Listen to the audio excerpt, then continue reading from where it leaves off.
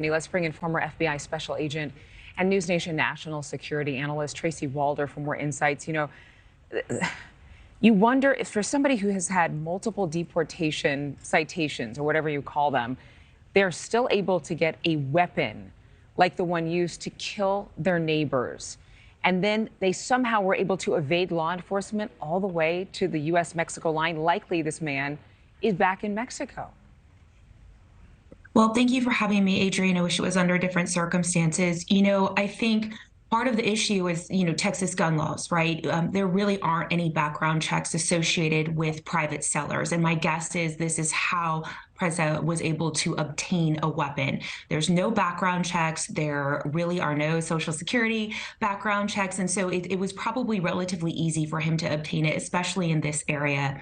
Also, this is a very densely wooded area and really sparsely populated. I know we were discussing before that, it took 5 calls for law enforcement to get out there. Well, there's 3 officers that are patrolling a 700 square mile area. So it's really difficult. And I do think he's probably at the border.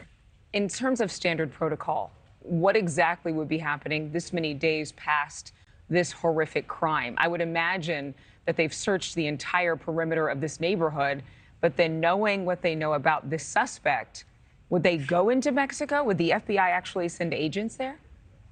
So yes and no is the answer to that question. So what we would call those immediate leads, right? His phone, clothes, scent, all of that, those have essentially dried up, right? Because it's been 2.5, 3 days. So now they would be expanding their perimeter outside of that immediate area of that wooded forest. My guess is they are going to go south. And my guess is the FBI is working very closely with Border Control and Customs Enforcement. They would have to be, because if this individual is going anywhere, I believe that it's south of the border. They may have FBI legal attachés who are working with them immediately across the border, because I'm assuming that if he does get there and the Mexican police stop him, they will work on extradition, which would mean the death penalty would come off the table for him. Wow. I don't want to make this story any smaller than it feels when we have 0 leads, no information about his whereabouts.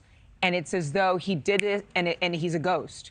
I mean, 5 people are dead now. I don't know how many families are grieving. One 8-year-old was killed among the victims. The FBI only offering an $80,000 reward and warning people that he's armed and dangerous. But won't they have to rely on people in the neighborhood, those who may have known him, family members, if there are any to track down in order to find this guy? You're 100% right, Adrienne. At my FBI office, we were only about 50 miles from the border. So it was very, very customary when we would go on arrest to take ICE with us on arrest. And the interesting thing is a lot of people would close ranks around these individuals because a lot of their ties run incredibly deep throughout the different networks that they have established. And unfortunately, many of the individuals that we arrested on separate charges actually had been deported before. This is not, unfortunately, uncommon. And so I do think that he has a network probably around him, because we have to remember he got in and out 5 different times. So this is an individual that has people around him that are willing to protect him. Yeah, and that could mean ties to the cartel, ties to gangs, or any number of things. Tracy Walder, thank you. Thank you. Thank you for watching. Go to newsnationnow.com to find NewsNation on your television provider. And don't forget to click the red subscribe button below to get more of NewsNation's fact-driven, unbiased coverage.